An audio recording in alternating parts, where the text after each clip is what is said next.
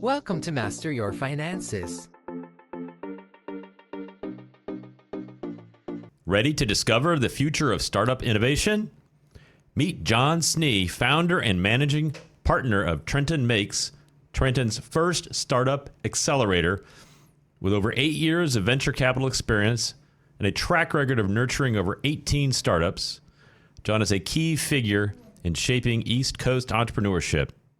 Also a director of Startup Grind Trenton, he's here today not to compete, but to share his insights from the exclusive family box.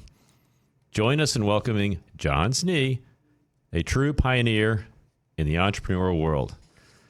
That's pretty cool, man. You're a young guy too, man. That's pretty awesome. I don't know how old you are, but you look like a young guy to me. Yeah, I'm 30, so, so that's appreciate it. That is very awesome. All that done. Wow. That's incredible. So what got you started? I mean, give us a little background about, how you became a venture capitalist at such a young age. It seems like it's happening more and more. I mean, a lot more younger and younger entrepreneurs. It's just kind of the thing these days, which I think is great. It's awesome. Yeah, so how did you get connected to all this? Yeah, so mainly my experience is with building startups. So we're getting into the venture capital space now. So I'm getting experience with like investing in startups and like qualifying startups for potential investment. But yeah, my real experience for the past 8 years has been building startups with friends and such. So, I mean, I could tell you about the first startup I built if that's a good place to start. Absolutely, because again, it's like younger people are starting and really blowing up businesses. Like years ago, 100 years ago, you had to build a building and buy some horses or, Right. Whatever, land. And there was a lot that you had to do, like a physical. Now it's a lot of informational knowledge, find something and go get it, right? And go Yeah. figure it out. Absolutely. I yeah. mean, and even like the idea of having a startup nowadays is a lot cooler than it used to be, right? Like back in the day, it wasn't like the coolest thing to have a technology company, but Right. with like companies like Facebook and Airbnb and Uber, like it's probably like, one of the coolest things that, a young person can do nowadays.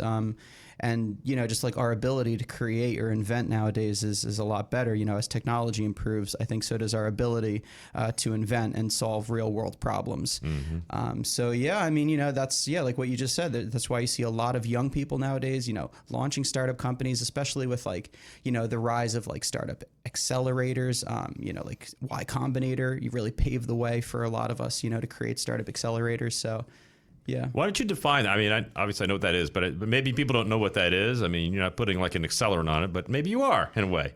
Well, yeah, for sure.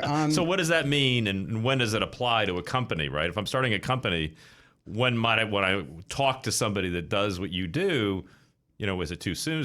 I mean, what are kind of the parameters that you would look for, or they might look for?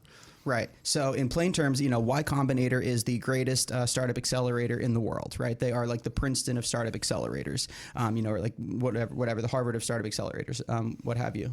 So, they paved the way. Okay, because here's what happened, right? So the classic term was called incubator, right? Mm-hmm. But like they didn't really work out, right? Because their model was like to own the startup. They would own like 80% of a particular startup, right? But then this whole like a new wave came out, and like Paul Graham was one of the core founders of Y Combinator, right? And then this whole new mentality emerged where basically, like Y Combinator, they only take about 7% of a startup instead of like 80%. And back in the day, the old incubators, like they would, make you use their own accountants, make you use their own investors, all like very much like owning the company, right? But the whole idea of a new kind of thing, an accelerator, is you just give a startup the very first amount of funding, and then you open it up to a broad network of all kinds of investors. So, there's a lot of like selflessness instead of selfishness, right? That the old model used to have. So, yeah, I guess, you could say like Y Combinator really kind of paved the way for the modern startup accelerator. Yeah, you just made me realize there's a concept that we have as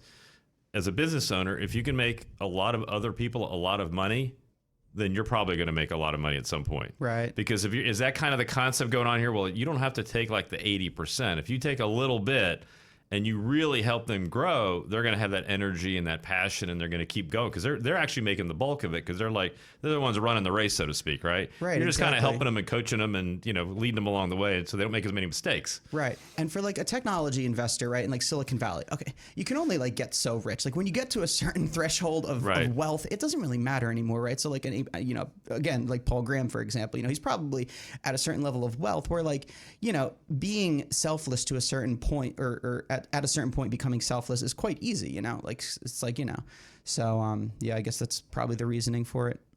Okay, well that's I love to see it. I think it's fantastic. So, what about like Trenton Makes? So, how did you get involved in that part of it? Yeah. So, how's that? And also, right before about one more Sure, thing go that I ahead, just want go. to include Yeah. about a startup accelerator, because this is probably like the most interesting part. So it's basically like, okay, it's basically like the opposite of school. So basically, like for school, you pay to go to school, right? But a Okay. startup accelerator, it's the opposite. They pay you. They invest in your company. Okay. So what you would have for every startup accelerator has a standard deal, and Y Combinator's standard deal is $500,000 for typically 7%. Okay. So I think it really kind of like favors the creative, But anyway, that's just like the main difference, for startup accelerators. That's why, it entices so many founders. Well, you just brought up. So it's 500,000 for 7%. So if you're going to give somebody that much money, Right. what are you kind of expecting? What are kind of the basics that you want to know about that entity or that person or the combination of people before you're going to actually give them the 500,000? What do they kind of have to have in place? What are the pieces before you're interested in giving them that initial 500,000? Yeah, so a startup accelerator, and especially with Trenton Makes, right? Because we'll talk more about Trenton Makes too. Sure, that's fine. Go. Yeah. So with the startup accelerator, typically the founders and the company itself is quite young, and that's like the classic like story with the startup accelerator. Like you can't really evaluate the company that well. I mean, obviously companies are at different stages, but the whole thing with a young company is you can only evaluate it so much. Maybe it doesn't have much traction, or maybe the team is like still quite small. So you must usually evaluate it based on the founder. And finding good startup companies, a lot of the times, and especially what I've discovered, it's not so much about the company, it's about the founder. So yeah, that's really what you're looking for. Great founders. Okay. Well, let's define that a minute. I mean, we hear about that like the bigger companies, like you have the Microsofts or the Bill Gates and the Allens, and then you have, Jobs. And I mean, you start naming them off, Elon Musk. Right. Certain people, they're really buying the person because they don't really care where they go. They know they're probably going to do a pretty good job because they seem to be problem solvers. Right. So what are you looking for? These younger people, they obviously don't have a track record yet. Yeah. So how do you know they might be successful? I'd say probably the most important trait of a good startup founder is conviction in the problem that you are solving, right? So that's basically it. Like that I would say that's probably the main characteristic. Having a strong conviction on the problem that you are trying to solve. Some founders, like, they will pivot their startup 100 times and just be running in all different directions, like trying to work on all different kinds of problems. That shows a lack of conviction because Right. to a certain extent, like, okay, for example, even with Airbnb, right? Okay. Airbnb went through a lot of hardships early on. Investors turned them down all the time before they got accepted to Y Combinator. Y Combinator was one of the first Really? people. I didn't know that. Yes. That's interesting. Y Okay. Combinator was one of the first to take a bet on them. Okay. But yeah, like, investors, there's a story that Brian Chesky told, like an investor left in the middle of a meeting one time, like crazy stuff. So Yeah. but that just goes to show, like, the founders of Airbnb, they had a strong conviction, like, investors are telling us, no one will ever pay to stay in other people's homes, but we believe in this, and this could definitely change the world. Yeah. So. Oh, no, I know they started the platform several times. People think, oh, it was successful the first time, but no, it was restarted, failed, restarted. Exactly, I mean, yeah. Several times. And I remember one of the founders, I actually saw him, I don't remember his name, but he was like, yeah, I remember once we had people sending us photos of their house so we could post it and have them come to the house, and they were horrible. So I went to New York City, because that's where they started. In New York City, I went to New York City, was one of the, so he's knocking on their doors. Yeah, I'm the photographer here, Yes. like, been hired by, Airbnb. Like, they didn't realize that that's the guy. Yep. Very humble, right? Like, didn't even tell him that I'm the CEO or anything. Very humble. Cleans the dishes up out of the kitchen, takes a Right. few photos, and all of a sudden Yeah. it started to sell, right? Nobody wants to see, because people were taking photos of just like their messy house, basically. Right. They didn't realize that, hey, you got to kind of sell this a little bit, right? Yeah, and their real beginning is the most humble of stories. Yeah. Like, so they were in San Francisco and they were absolutely broke. Like, they Yeah, dead did not broke. know how they were going to pay rent, right? Right. And there was this big design conference in San Francisco, and then the two founders were like, "How are we going to make money?" And one of them was like, "I know, let's buy a bunch of air mattresses, blow them up, and then we'll charge people Right. to stay on the air mattresses." That's why it's called Yeah. Airbnb. Yeah, and they picked them up at the airport, and they'd like, Yep. because they were like all those little things. Well, let's do this, let's do that, whatever. Make it a great experience. Let's go breakfast. What the heck, Right. What else are we gonna do? Right, exactly. It's like, Exactly. It's just like, yeah, trying to really solve a need, and honestly, just being really resourceful. well, that's it. Is, I mean, when you really focus in on your customer, whoever that might be, and have a real conviction for them, you're gonna find things that they want. You're gonna Yes. figure out ways to make them happy. And that's exactly what they did. And that's what a lot of these really successful entrepreneurs do, Yeah, obviously. for So, sure. Problem solving. absolutely. So you want to tell us a little bit about Trenton Makes then? So Yeah. how's that different than Y Combinator? Right. as So, far you as know, like I said, Y Combinator's been around for quite some time. I mean, we're not like even looking to compete with Y Combinator. The point of Trenton Makes is obviously, well, first of all, you know, the startup accelerator industry is quite saturated. Like, it's like every city has a startup accelerator. Right. Almost, it seems like every city but Trenton has one, right? Interesting. And it's also not like, you know, it's also quite well known. Like, you know, Trenton has had a bit of a rough past in the past, right? Right. So it's like, what does Trenton need, right? Trenton suffers from a lack of industry, right? It's like, you know, we used to make a lot of stuff. That's why the bridges Trenton Makes the world takes, you know, we used to make all these incredible things, you know, bridge cables, that's what we specialized in. But obviously, you know, manufacturing moved offshore, and like now it's like Trenton needs something new to make. It's needed something new to make for over 60 years, right? True. So, you know, if you look at the other cities as well, the trend is a lot of people are leaving, like the San Franciscos and the New Yorks, you know, especially obviously, you know, with the pandemic and stuff, they are going to the more like the B-level cities, right, that are probably next to cool, like, you know, rural areas or so on and so forth. So I think Trenton is next up big time. I think there's like an incredible energy in Trenton. You know, that Trenton Makes energy is still there. Agree. Well, Yeah. we're going to take a quick break. You're listening to Master Your Finances. We'll be right back. Welcome back. You're listening to Master Your Finances. I'm here with John Snee, and we're talking about Trenton Makes. You want to tell us a little bit more about that? I mean, I've always, as I was telling you off air, it was like, I mean, I came to Trenton area in 1988, and I went down there. It was a gorgeous city. You could just tell, but it was very dilapidated, and it keeps having these like pushes to make it better, and then it seems like it slides, and it's just like, it's very frustrating because you can tell it's like an awesome place. You just have to somehow get this thing going again. Yes. And I think maybe this is starting to happen. Hopefully it sounds like Trenton Makes is part of that. So you want to tell us a little bit about what's going on down there in Trenton and what part Trenton Makes is like playing in that revitalization, which appears to be actually happening. It really is starting to come back. Yes, a real movement. Yeah. You know, the first thing is the change for Trenton will come from the entrepreneurs. You know, we are the key to improving Trenton because like I said, like, what does Trenton need? What has Trenton been suffering from? Lack of industry, right? Lack of things to make. You know, Trenton needs something new to make now. And with this whole, like, you know, obviously movement within tech from the big cities now to the small cities are now doing better than ever. You know, Austin's killing it in tech, even like Tulsa, Oklahoma, doing really well because of a great tech scene. So I think Trenton is definitely next up, can definitely adopt a tech scene. You know, and we're really looking to fund entrepreneurs from within Trenton because there's incredible energy there.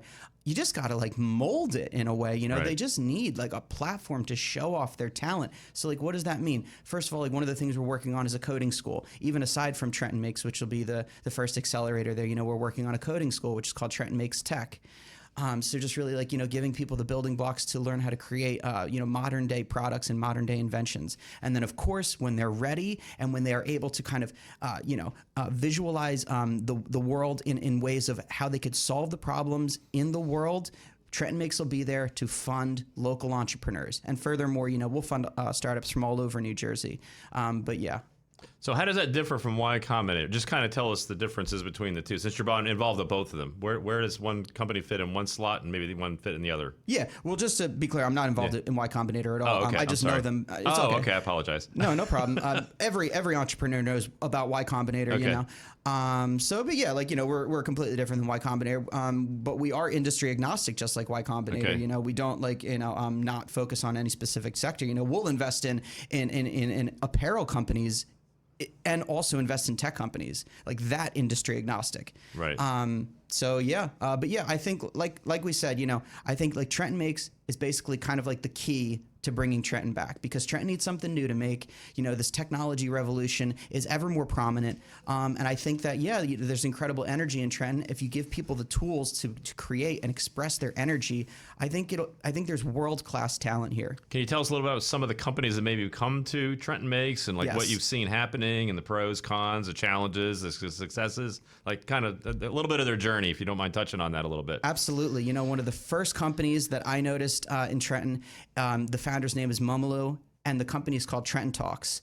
And it is a whole ecosystem, really. He has a clothing brand, he has a podcast, and just like what we said in the beginning of the show, it's very much about the founder, right? Not even so much about the startup sometimes. And Momolu is an incredibly creative founder. He has created a whole movement within Trenton. Even before I started, working in Trenton, he was doing a lot of, work in Trenton and really uplifting other entrepreneurs. I mean, he hosts incredible, basketball games. He's been doing it for over 9 years. Just an incredible community builder. So that's one of the first companies that I noticed right when I started getting involved in Trenton. Now, is he from Trenton originally? He is. And is he helping get other younger high school kids and the younger kids get interested in this kind of thing and realizing there are opportunities? Because as we know, Trenton is, below average income level. So you want to try to get these kids to know there's something beyond maybe what they've seen as they were growing up, that you can break out of this cycle, and maybe there are some things you can do if you really put your mind to it and try and things like that. Is he helping with that? He is such a representation of that, Cool. Now he works for the Mercer County government now. He has this incredibly great job at the Mercer County government as well, which is also focuses on community building. Okay. So yeah, really shout out to Momolu. He's been doing incredibly well. Another company that I noticed is called The Boss Baddie. And the founder's name is Kiki Troop. And the Boss Baddie is such an incredibly interesting apparel company. Boss what? Baddie? Yeah, the Boss Baddie. Okay, I heard it right. Yep, okay. Yep. So, the whole theme behind that brand is, really encouraging women to be more entrepreneurial, to be a boss, and she is an incredibly charismatic founder. These are the kind of founders, if you gave them $500,000, they would turn that company into $1 billion company. No question. Right. That's what I mean. There is world-class talent in Trenton that could compete with any other company in the world, I think. So that's really the goal of Trenton Makes. We're really to trying to fund entrepreneurs like that and give them the platform they deserve. Okay. And I assume you help connect them with the resources and the people and the things that they need to help develop themselves. Because obviously, people think of entrepreneurs as this solo thing, and it's not. It's they're kind of maybe they're the head of the spear, tip of the spear or whatever, but they have a lot of help. Yes. And they need a lot of help. And a lot of times early stage entrepreneurs don't realize there's a lot of help out there, and it's a good sign if you want to go find it and let them help you. Right, exactly. You're not going to lose anything, you're only going to gain. Right, because people want to help you. They're not going to steal your company. They really don't want your company. Yeah. they really don't. But people that have been down that path already like to help other people and guide them through that process. Right. And share their experiences and maybe help them from not tripping over a few stones they tripped over along the way, right? Right. And this is typical practice for us, a startup accelerator, and is what Trenton Makes will do. So a startup accelerator is typically a 3-month program, and then at the end of the 3-month program, you have something called Demo Day. And Demo Day, is this really big pitch event where you can raise an incredible amount of money in an incredibly short amount of time.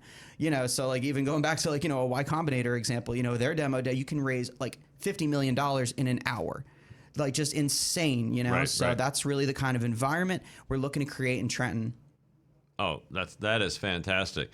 So what have been some of the challenges that you've had running this accelerator, and then how have you kind of overcome those challenges? So because you're trying to do good, obviously. So what are some challenges you've seen in trying to actually do that good? Right. So we've really checked all the boxes so far except for one. We're really trying to bring that funding to Trenton. Okay, there you go. Bringing the funding. Well, that's always, Yeah, bringing the funding. But it's not, let me tell you, fundraising for an accelerator has been a much easier process for me than fundraising for a startup, because I've had a startup for close to 7 years now. And it was not an easy process, and I could tell you more about the startup later if you'd like. Sure. But yeah, so, fundraising for Trenton, the hype is really building now. I go to events in New York too. They're getting gassed up about Trenton. It's great. So I just had another VC hit me up yesterday about it.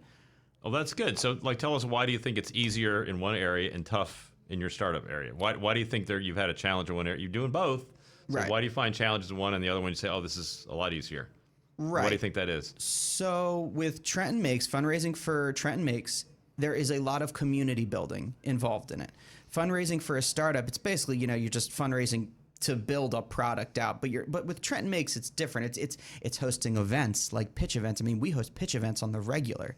You know, we host fireside chats with local entrepreneurs. Like our next fireside chat is September 6th with Carlotta Crosby, another incredible entrepreneur in Trenton.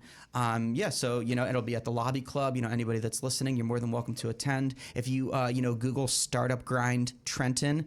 So Startup Grind is a franchise that I applied to bring to Trenton, and obviously you're familiar with Startup Grind Princeton. Yep. That's where we met. Yep. So yeah, I known about Startup Grind for a while, and I was like, this is like exactly the kind of thing that Trenton needs. So yeah, I was had to be interviewed for it, but it's been about a year since we brought Startup Grind to Trenton, and that's where we host all of our events on. Okay, so it's kind of how you foster that community, and you bring in the entrepreneurs, and you let them know what's available and how to connect and what they need to do and all the processes involved. Yeah. So how does that oppose to just a regular startup? Right. So, okay. So like basically with a regular startup, it's not as much community building, like I was saying.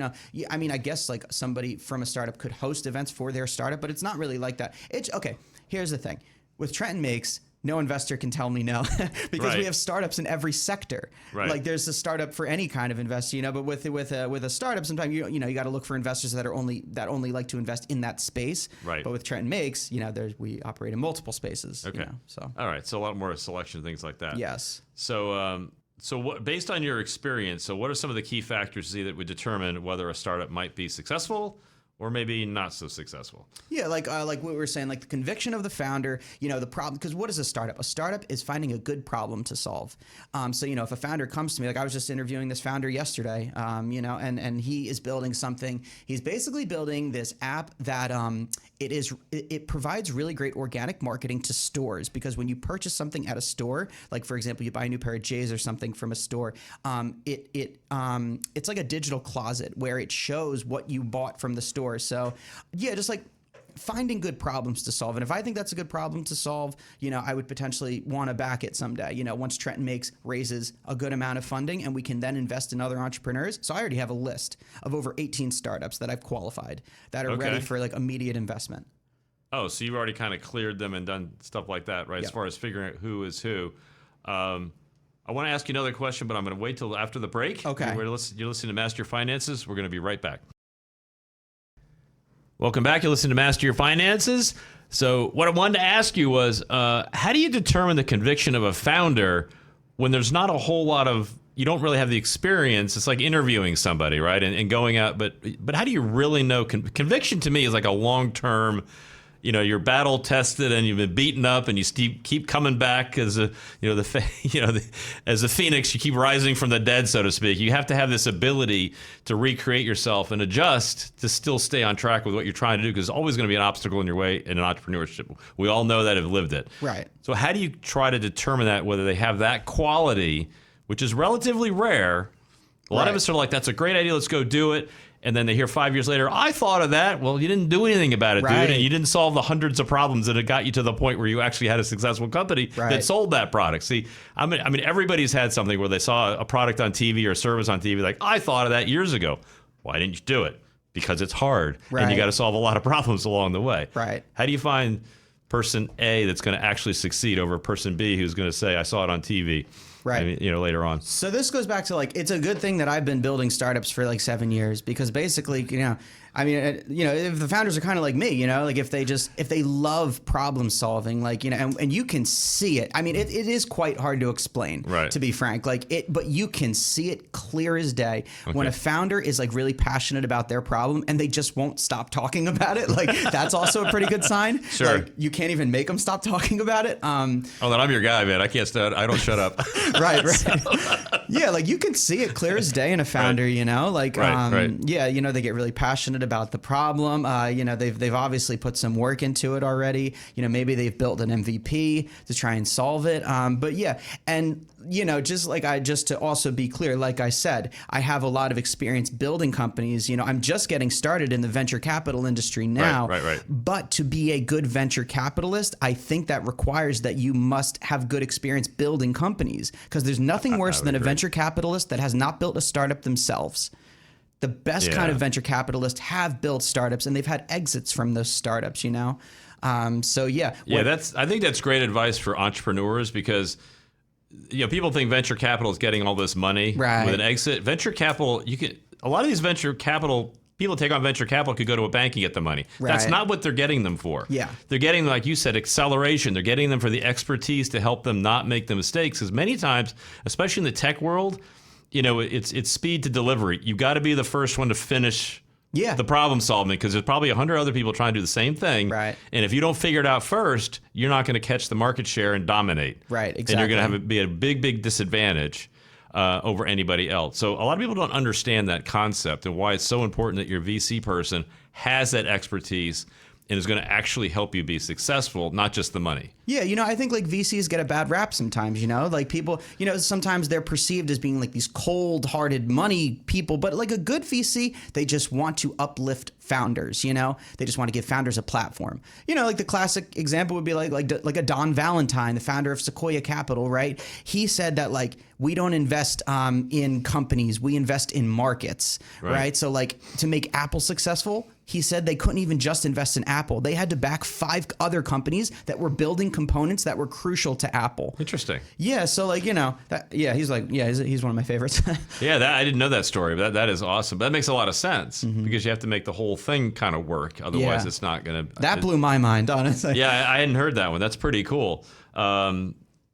So how do you think the venture capital landscape has been changing over the years, and the ecosystem here in Trenton maybe has been changing? Because it is kind of a fluid industry a little bit. So what change have you seen over the years you've been involved? Right. So with VC, well, it's definitely easier to raise venture capital funding, I'd say, than it's ever been. Back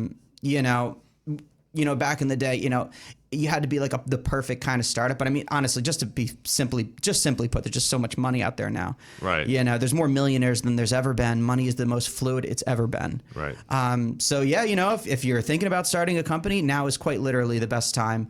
Regardless of the market, I know the market fluctuates a lot, but like I said, there's more millionaires than there's ever been. And, you could find, and a venture capitalist doesn't have to be somebody that has just like $500 million net worth. Like a venture capitalist could be somebody that comes in for like a smaller deal, right? Early on, but that might be the key to helping a startup get off the ground. So there's a lot more VCs out there nowadays. Yeah, no, I've noticed that too. And that's what we're really working on, just attracting the VCs to Trenton, Right, and you're pooling the capital of all these different people who are willing to do it. It's not just one person writing a big check. Exactly. It's multiple people pooling their money together. And even your larger VC people, they like to distribute the wealth to lower the risk profile and things like that. So there's reasons they do what they do. They don't want to put all their eggs in one basket, so to speak, or overweight certain areas. Even though I think it's a fantastic investment, they're still like, hey, that's great. I'm going to put in, they have limits that they work within that are comfortable with. Yeah, it depends how, like risk inclined the particular VC is. Some VCs are more risk inclined. Some have more money than other VCs, right? And like some VCs will lead around. Some VCs will only come in as a follow up investment. Okay. So there's all different kinds of them out there. Wow, that's awesome. That's awesome.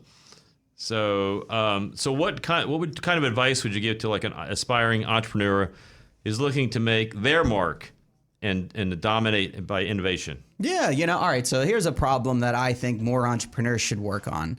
Okay, so COVID brought a second pandemic after it, loneliness.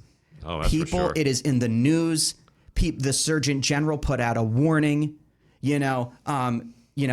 So I think there cannot be enough companies created that fights this problem of loneliness. I think it's pretty much an infinite problem that you could solve, Right. So, I love to just give just kind of general ideas that founders could then go off and work on. There's some social apps out there. There's like Bumble for Friends, which is weird, to be quite frank. Never heard of that one. Bumble for Friends. Huh? Yeah, it's not ideal to make friends. You need people to find each other based on their common interests. But so yeah, just creating products that really connect people based on their common interests. If you're a founder and you're looking for a problem to work on, go after the loneliness problem. So yeah, I hear that, because it's weird, because social media has brought people together, but they feel more isolated because we're not. I think one of the issues I see, at least from what my perspective, is that people don't spend enough time like in the room with each other, literally, right? There's too much electronic connectivity, thinking that's personal connection, where it might be a way to connect, but that can't be the dominant way to connect. I think you need to have more one-on-one, associate. We're human beings. We're animals, right? Right. We need to be in the room together, so to speak. Yeah. So I think if you actually encourage people, because people like they can stay home and connect to everything electronically, Right.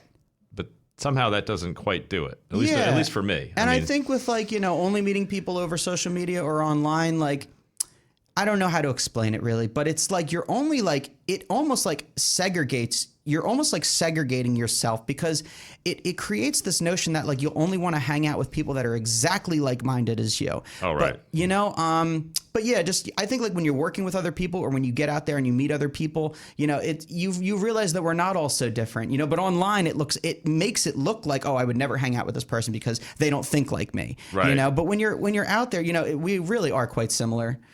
So no, I would agree with that 100%. When you go to a networking event, you talk to lots of people. Everybody has all kinds of opinions, but we all have commonalities too. Yes, exactly. And you learn from each other and their perspectives, which I think is awesome. Mm-hmm. Because I love it when somebody is on the opposite side of my opinion, but has a constructive argument for their side of it. Right.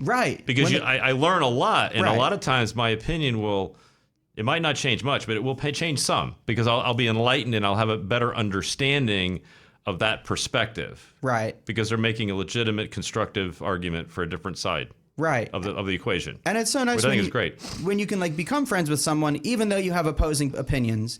Right. Then that shows like that the other person that you're talking to or befriending is an intelligent person, that you can still be friends even though you might differ on opinion slightly. Right. So Right. Well, that's awesome. I would agree. So we have to solve loneliness. I would agree with that. I think that's a great problem to work 100%. on. Have you seen any companies starting up about that? I have. I've seen a company start up about it, and I've seen that same company die and not be quite successful, which is okay. It was a very good company. I'm not going to name drop, but it was a company that basically, it was kind of like Snapchat Maps where, you can see people that are in your immediate location. You can friend them. This was a great company. And it's not doing very well. So why don't you think that worked? Because the reason is because don't let AI get the best of your startup. A lot of founders inject AI into their startup when, quite frankly, the startup has no business being an AI company. This was a social platform that was connecting people based on common interest. To be quite frank, it had nothing to do with AI. And the founder was going off on this road, just injecting all these AI applications and features into the product, and the product is rarely used now in New York. It was the most popular social app in New York. And you bring up a valid point because, as you know, every industry is being affected by AI. Yes. And every time I've gotten to a real conversation with somebody about AI, it's look, it's a tool, but it can't be the primary way you're doing business. Right. It can be an assistant. It can help information, but that can't be the final. In fact, a lot of the stuff we're upgrading to now in my industry has AI in it. But we never, ever, ever, anybody with half a brain is not going to rely on that for your final answers, especially when you're talking about the wellness of your clients or the people you're working with. Right.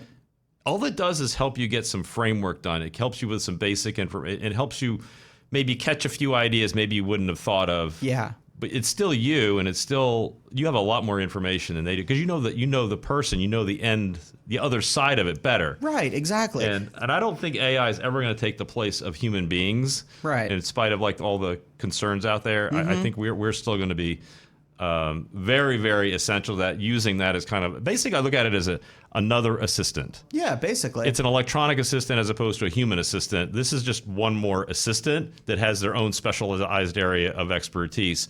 We're going to take another quick break. You're listening to Master Your Finances. Welcome back. You're listening to Master Your Finances. Of course, we got into AI, and I'm not sure exactly how we shifted over there, but we got into that one. You knew it was going to happen. So, all right. So, what's your opinion about AI and the pros, cons, and how we should be actually using it today? Right. Okay. So obviously, there's this big craze about AI, right? So it's a tool. I think the freak out was bigger for the personal computer. I think, people were scared to death when the personal computer came out. I think there is less of a freak out with AI. Like I said, it's a tool. It's a powerful tool.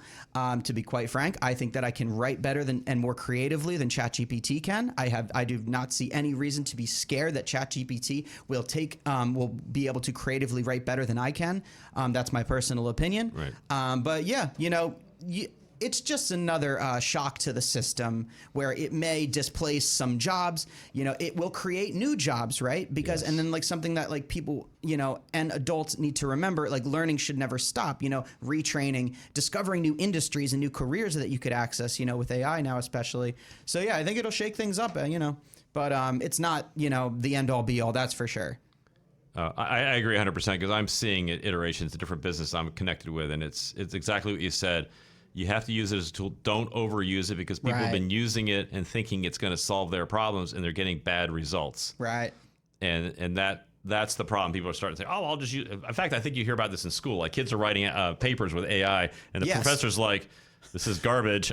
Yeah, and now they have bots that can check if it was they'll figure it out with because ChatGPT. it understands the algorithm and it's reading that stuff too. Just like so, it's just a big anybody don't use it as a tool to start maybe, but you gotta still write the thing yourself. Definitely, everything you still need to write. It's a yourself. good assistant, Right. But yeah.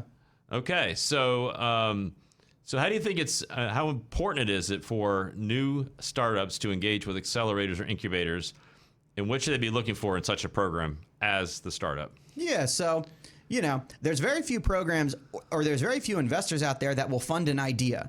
But a startup accelerator, a good startup accelerator should definitely fund ideas because they are for the founders who are in the earliest stages of starting their company. So yeah, startup accelerators are great. There are so many of them out there. It is one of the most saturated industries. So yeah, you can apply to a lot of them. I went through a small startup accelerator, and then now we're building Trenton Makes, which will definitely fund entrepreneurs at the earliest stage.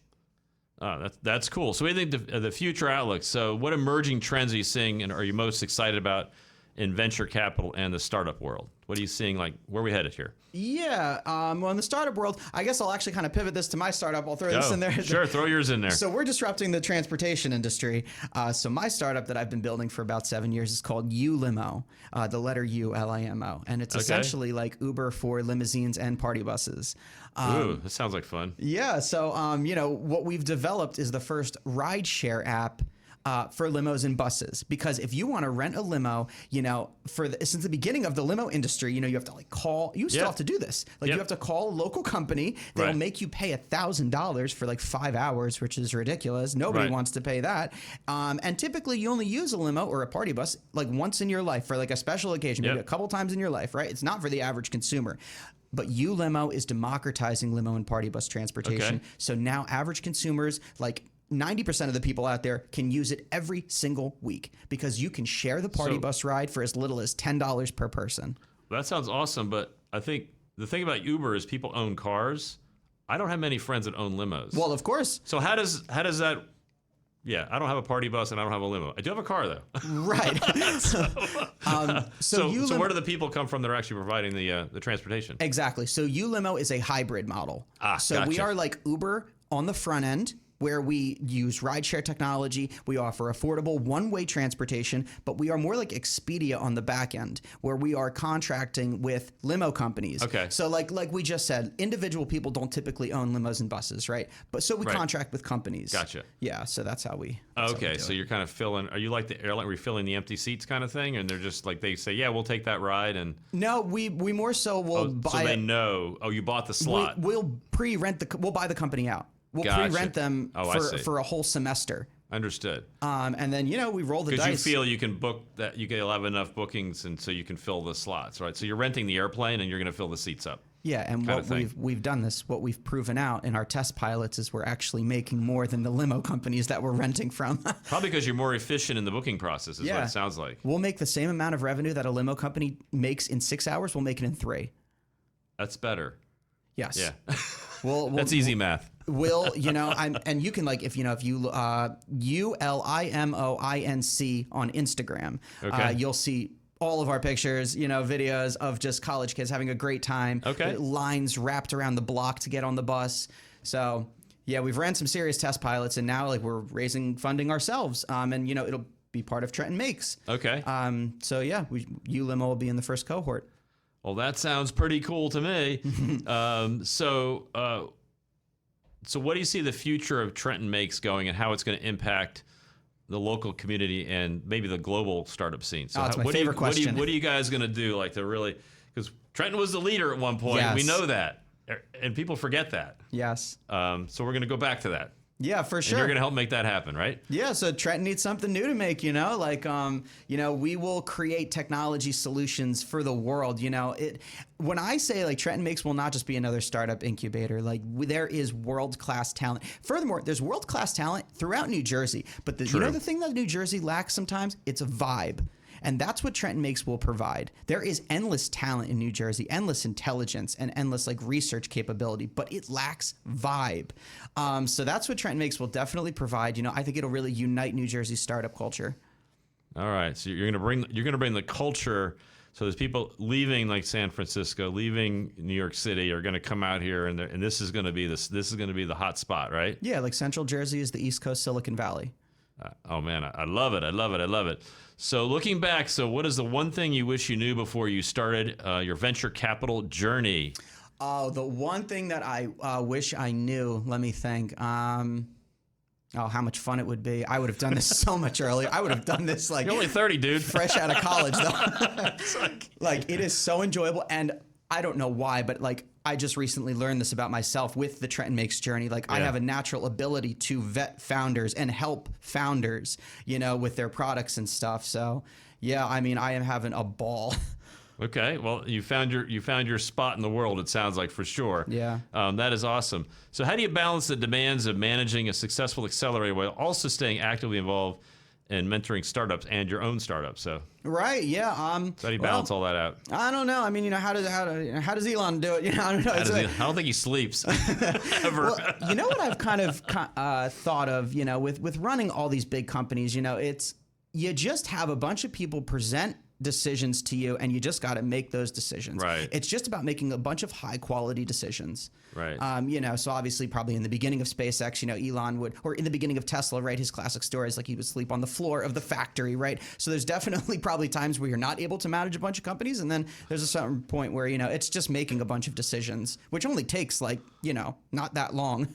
Right. Well, you have to have a good team, obviously. A great team. It's about, that's a huge part is having that team in place. A good CEO knows how to manage well. And it's something interesting too, like the evolution of the CEO, because like in the beginning of a company, even like owning a restaurant or something, they say, right, you should do everything. You should do the dishes. You should cook. Right. You should do everything. Same thing with building a startup. A good CEO, there's an evolution to the CEO, right, where in the beginning, like there's the classic essay that Paul Graham wrote called "Do Things That Don't Scale." And this was very controversial at the time because startup founders, they always envision their product as the biggest it could ever be. Mm-hmm. So typically they don't do things like, for example, the DoorDash guys, they were delivering the food themselves first before they had all this like army of delivery people, right? So like that's the idea of doing things that don't scale. You will do things for your startup early on that you will not do for your startup when it's $1 billion unicorn. And as the CEO, evolves, then you stop doing everything yourself and you learn how to manage and hire well. And that goes back to like being able to vet people, and see who has conviction, who has talent.